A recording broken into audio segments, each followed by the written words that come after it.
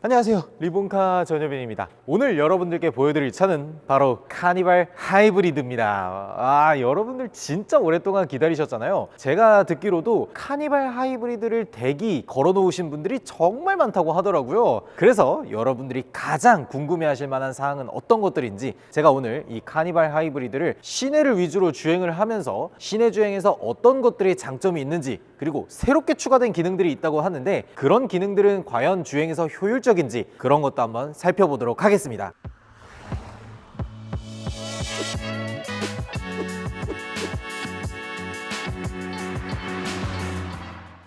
카니발 하이브리드 같은 경우는 다른 내연기관을 가지고 있는 카니발들과 앞모습에서는 크게 차이점은 없습니다. 저희 3.5L 가솔린 시승했던 영상 여기 누르시면 보실 수 있어요. 다른 점은 측면에서 볼 수가 있는데요, 측면에서는 이 휠이 차이점이 좀 있죠. 일반 카니발 같은 경우에 총 휠이 4가지가 나와요. 18인치 2개, 19인치 2개 이런 식으로 나오는데, 18인치 같은 경우에는 가솔린 디젤만 사용하는 휠이 하나 따로 있고요, 하이브리드 전용 휠이 하나 따로 있습니다. 그리고 19인치 휠 같은 경우에는 디젤, 가솔린, 하이브리드 모두 공용으로 2개를 같이 써요. 대신에 일반 19인치 휠이 있고 그래비티 트림 전용 블랙 휠이 따로 있습니다. 그래서 요거는 시그니처 트림에 19인치 휠이 들어갔다는 거 아셔야 돼요. 그래도 기본적으로 들어가는 타이어가 컨티넨탈의 크로스 컨택트라는 타이어라서 성능은 양호할 것 같습니다. 그리고 가장 큰 차이점은 뒤쪽에 있잖아요. 뒤에 한번 보여드리도록 할게요. 일반 카니발과 다른 점은 여기 이렇게 HEV라는 하이브리드 레터링이 붙어있다, 요 정도 차이점이 있습니다. 그러면 가장 궁금한 거, 일반 세단이나 SUV 차량들 같은 경우에는 2열 시트 아래쪽에다가 배터리를 넣었었잖아요. 근데 카니발은 과연 배터리를 어디다 넣었을까? 이거 진짜 궁금하잖아요. 제가 한번 체크를 해봤는데 바로 배터리가 요 안쪽으로 들어가 있습니다. 카메라로 담을 수 없어서 좀 아쉽긴 하네요. 고전압 배터리는 이 조수석 아래쪽에 위치해 있습니다. 이 고전압 배터리 그리고 하이브리드라는 거는 제가 보닛을 열어서 한번 보여드리도록 할게요. 카니발에도 이제 가스리프트가 이렇게 들어갔어요. 상품성이 많이 올라갔다는 게 딱 느껴지고요. 여기도 보시면 아시겠지만 하이브리드라는 글자가 쓰여 있습니다, 엔진 커버에. 그리고 이쪽으로 와서 보면은 이렇게 주황색 선이 있는 게 고전압 선이에요. 이 고전압 선을 물리고 있는 하이브리드용 구동계 시스템이 요 위치에 있습니다. 이거 보니까 확실하게 하이브리드라는 생각이 딱 들죠. 앞에는 여기까지 보여드리도록 하고요. 이쪽 측면에도 다른 점이 하나 있거든요. 여기 한번 보여드릴게요.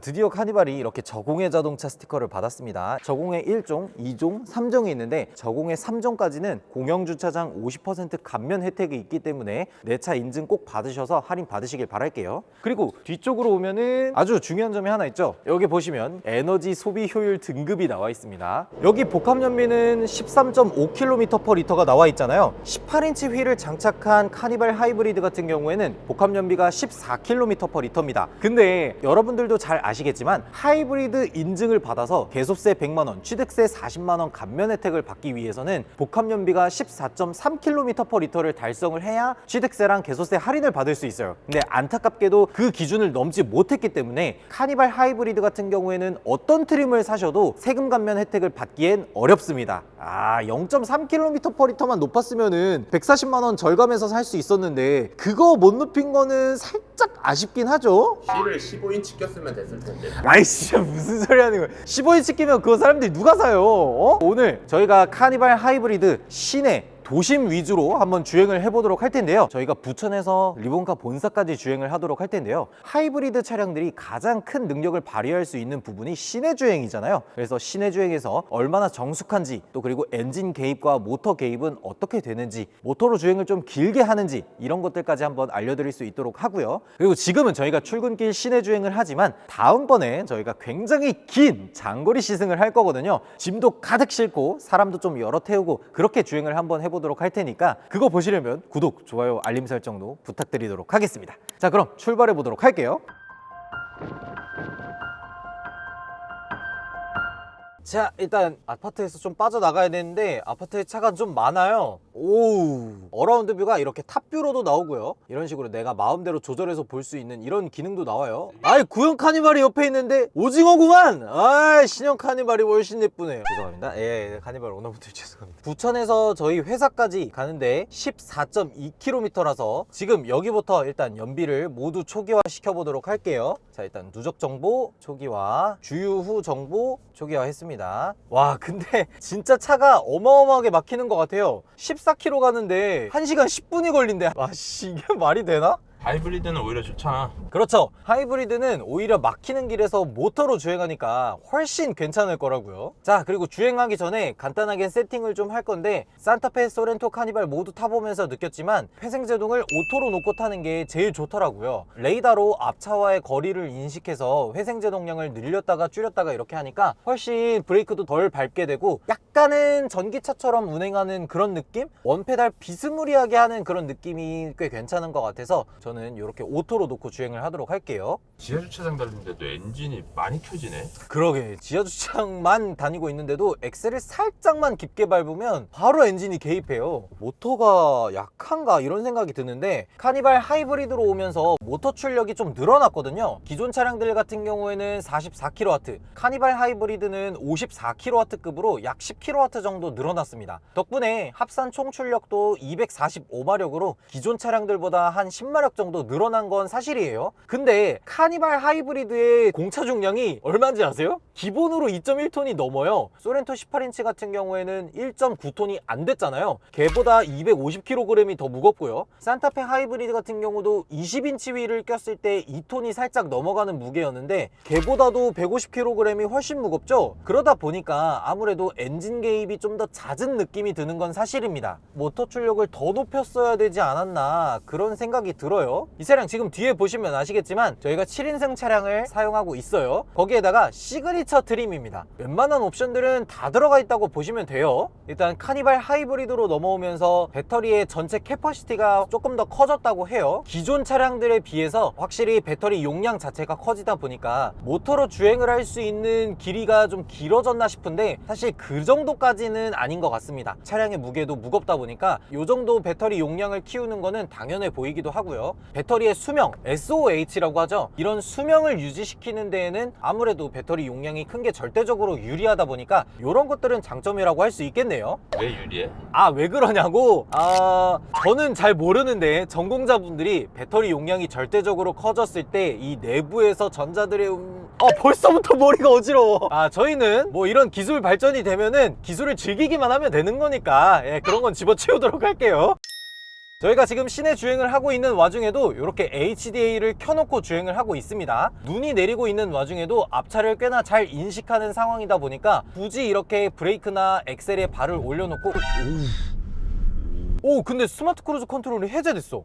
방금 전에 저희가 HDA를 켜놓고 주행을 하다가 급 제동을 하는 상황이 생겼거든요. 근데 급 제동을 하니까 주행 보조가 갑자기 꺼졌습니다. 이거 왜 이러지? 주행 보조가 꺼지는 일이 한 번도 없었거든요. 저도 아이오닉 6를 메인카로 유지하면서 주행 보조 시스템을 꽤나 많이 썼었는데 시내 주행에서 급 점거하는 일이 발생을 하더라도 주행 보조가 꺼지는 일은 없었거든요. 근데 방금은 주행 보조가 꺼져버렸어요, 혼자서. 기존 차량들과 다른 이런 주행 보조 관련해서 로직이 좀 변경된 것 같아요. 어쨌든 스마트 크루즈 컨트롤을 주행을 하다가 급점거하는 상황이 발생하면 이렇게 HDA가 꺼져버리니까 이런 것들은 꼭 주의해서 사용하시길 바랄게요. 기존 카니발 내연기관과는 다르게 하이브리드 전용으로 들어간 기능들이 꽤 있습니다. 일단은 정체 구간 특화 제어라는 기능이 생겼어요. 이게 도대체 뭔 소린가 싶은데 엔진이 개입하는 시점, 변속하는 패턴 이런 것들을 종합적으로 이용을 해서 최대한 연비를 좋게 만들어주는 그런 기능이라고 합니다. 이거는 제가 한번 끝까지 써보고 말씀드리도록 할게요. 그리고 오른쪽에 보시면 이렇게 주행할 때는 하이브리드 주행, 그리고 충전할 때는 충전, 이런 식으로 보여주는 건 굉장히 좋은 부분인 것 같아요.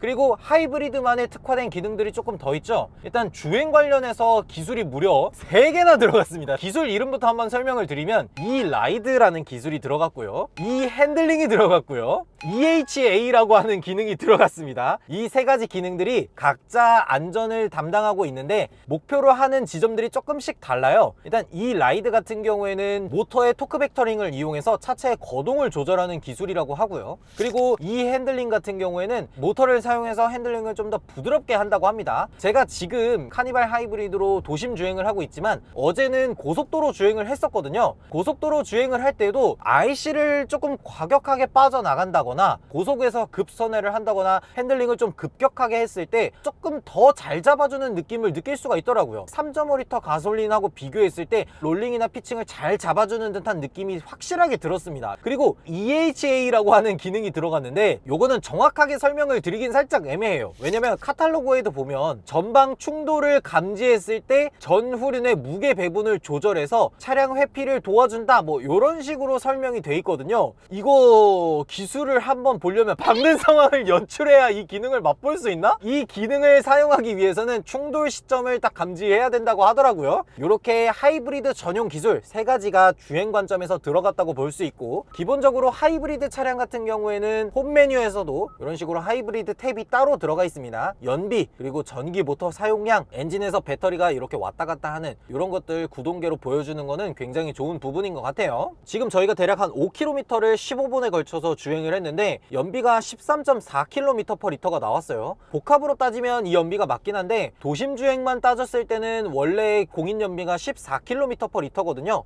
조금씩 서서히 올라가긴 하네. 근데 지금 주행 상황을 보면은 외부 온도가 영하 5도입니다. 영하 5도. 그리고 눈이 진짜 많이 왔어요. 그래서 노면이 살짝 얼어있는 듯한 느낌이 납니다. 영하 5도에 저희가 한 24도 이런 식으로 내부 온도를 맞춰놓고 가다 보니까 아무래도 다소 연비가 낮게 나오는 경향이 있는 것 같아요. 근데 이거 똑같은 거리를 가솔린 3.5로 주행했다고 생각을 해보면 와, 끔찍하다. 보통 가솔린 3.5L 이렇게 막히는 길에서 주행하면 연비 5에서 6 뭐 이런 식으로 나오거든요. 그거에 비하면 와, 연비 진짜 좋은 편인 거죠. 그리고 가솔린이든 디젤이든 하이브리드건 전기차건 간에 연비가 가장 잘 나오는 타이밍은 봄, 가을입니다. 겨울 같은 계절에는 연비가 다소 낮게 나올 수 있다는 점들은 꼭 아셔야 될 것 같아요. 그리고 이 차량 같은 경우에는 옵션이 가득가득 들어가 있거든요. 그릴에 크렐 사운드가 포함되어 있어요. 크렐 사운드 제가 봤을 때는 옵션 가격이 상당히 혜자스럽거든요. 보통 우리가 보스 프리미엄 사운드, 그리고 뭐 뱅앤올로슨 이러면 보통 90만원 뭐 이런 식으로 들어가 있잖아요. 근데 68만원이면 상당히 좋거든요. 지난번에 저희가 3.5L 가솔린 타면서 음질이 어떤지 저희가 직접 보여드렸었잖아요. 그때도 음질이 상당히 괜찮았으니까 그거 여기 3.5L 시승기 가서 보시면 되니까 음질 체크 한번 해보시면 좋을 것 같아요. 그리고 카니발 하이브리드 같은 경우에도 이렇게 운전석에만 에르고 모션 시트가 탑재가 돼 있습니다. 근데 이게 살짝 아쉬운 게 너무 운전석의 기능을 몰빵하다 보니까 조수석에는 지금 요추 받침대조차 없어요. 그래서 우리 PD님이 아주 허리 아파하는 상황입니다. 조수석도 좀 넣어주면 좋을 것 같은데 이게 어떤 차에는 요추 받침대가 조수석에도 들어가 있고 어떤 차에는 요추 받침대가 조수석에 안 들어가 있고 이런 차이가 있다 보니까 구입하실 때 카탈로그를 좀 잘 확인해 보셔야 돼요. 지금 모터를 좀 자주 사용을 하다 보니까 고전압 배터리가 25% 이하로 떨어졌어요. 저는 하이브리드를 꽤 많이 타봤지만 고전압 배터리가 이 정도로 많이 떨어지는 거는 거의 처음 봤거든요. 왜냐면 배터리의 수명을 조절하기 위해서는 한 20%에서 80% 사이를 조절해 주는 것이 가장 수명을 유지하는 데 좋거든요. 그렇기 때문에 아마 요 이하로 떨어지지는 않을 것 같은데 제가 한번 끝까지 써보고 말씀드리도록 할게요. 배터리 용량이 확실히 떨어지다 보니까 지금 주행 중 멈춘 상황에서도 엔진을 켜서 배터리를 충전하고 있어요. 어이, 야, 그만 떨어져. 어이, 실시간으로 떨어지고 있잖아. 아까 13.5였는데 12.2까지 떨어졌어요. 시내 주행 정체 특화 구간 제어 있다며? 근데 이렇게 막히는 길에서 어떻게 연비가 좋아? 아니 그래도 하이브리드잖아. 전기 모터를 좀 더 극적으로 사용하란 말이야.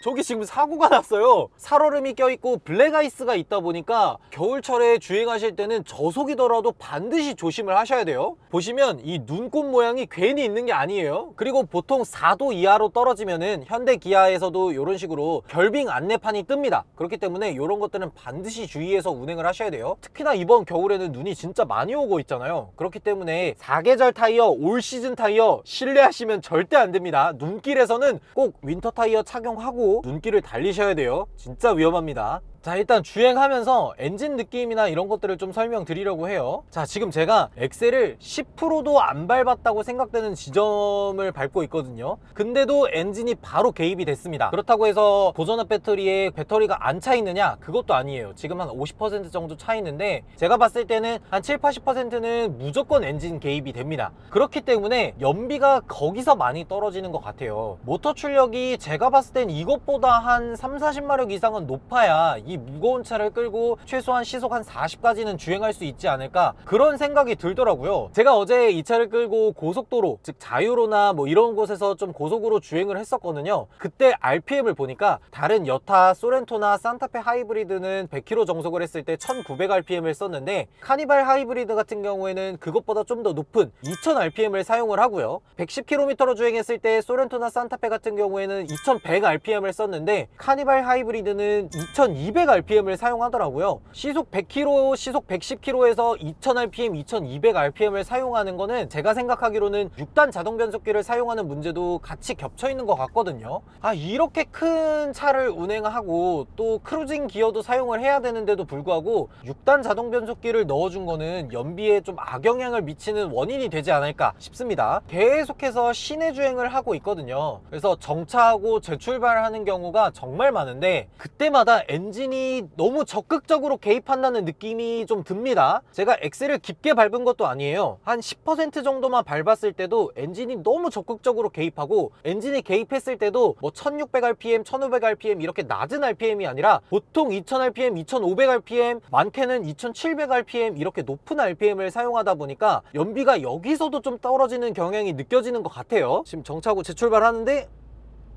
어우, 지금도 엔진이 바로 개입하면서 2500rpm 이렇게 올라가 버려요. 마일드 하이브리드라고 불러야 되나?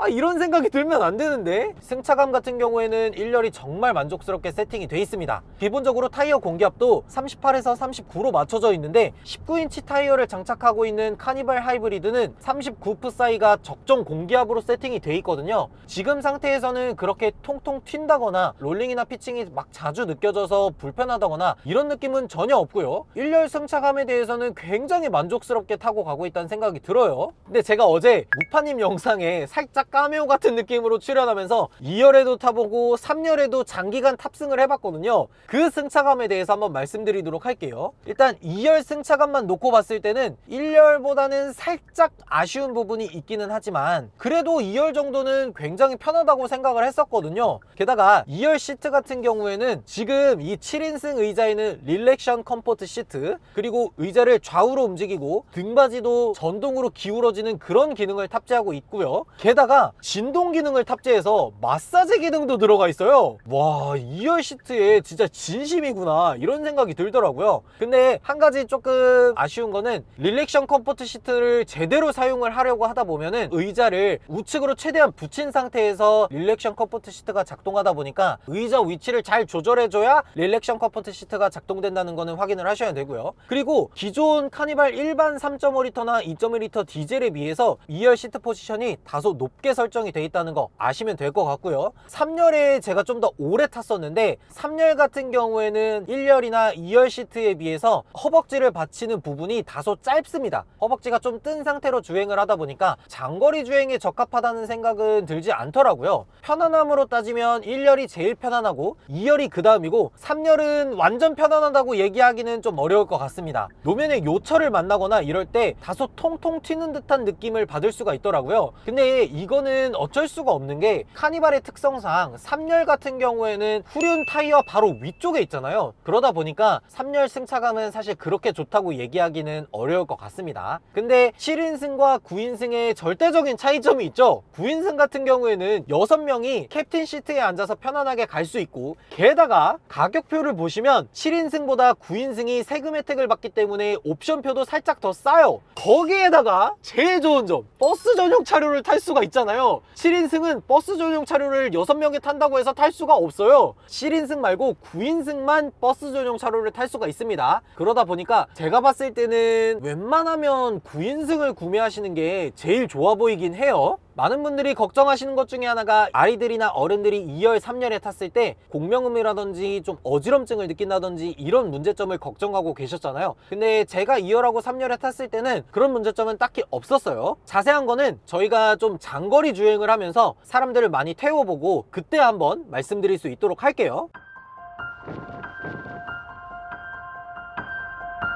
네, 저희 리본카 본사에 도착을 했습니다. 시간 실화냐 진짜. 14km 이동하는데 1시간 3분 걸렸다고 나와요. 나 이런 길을 출퇴근하고 있었던 거야? 와, 진짜 미쳤다, 미쳤어. 자, 그러면 연비 한번 보여드리도록 할게요. 일단 총 14.4km를 주행을 했고요. 1시간 5분에 걸쳐서 주행을 했습니다. 그리고 연비는 공인 연비 14km만큼 나왔을지 샷 예. 11.9km/L가 나왔습니다. 어떡해. 공인 도심 연비가 14km/L인데 11.9는 살짝 아쉬운 수치는 맞는 것 같아요. 근데 아무래도 영하 6도에서 계속 달리기도 했고 노면 상태도 계속 결빙 상태, 아까 사고 난 것도 보셨죠? 그리고 눈이 너무 많이 왔어요. 많은 전자장비들도 켜져 있고 히터도 켜고 뭐 이러다 보니까 엔진 개입이 좀 많아서 정차 중에서도 배터리를 채우기 위해서 계속 시동이 걸리더라고요. 그러다 보니까 연비가 다소 낮게 나온 게 아닌가 싶습니다. 근데 아무래도 하이브리드도 겨울철에는 연비가 떨어지고 봄, 가을에는 연비가 올라가잖아요. 그래서 그때 다시 한번 주행을 해봐야 될 것 같고요. 오늘은 시내 주행에서만 이렇게 주행을 했지만 저희가 다음번에는 고속도로를 장거리로 주행을 하면서 사람도 태우고 일반인들이 탔을 때 2열, 3열 승차감은 어떤지, 또 고속도로 주행했을 때 연비는 어떤지 그것도 한번 자세하게 말씀드릴 수 있도록 할게요. 그거 보시려면 리본카 채널 구독, 좋아요, 알림 설정도 부탁드리도록 하겠습니다. 지금까지 저는 리본카 전유빈이었습니다. 감사합니다. 잠깐. 저희 지금 리본카에서 대규모 이벤트를 진행하고 있거든요. 무려 아이폰 15 프로 드리는 이벤트, 백화점 상품권 50만원 드리는 이벤트 두 가지 진행하고 있으니까 모바일, PC, 어플리케이션 다 상관없이 접속 가능하니까 들어오셔서 이벤트 한번 확인해 주시면 좋을 것 같아요.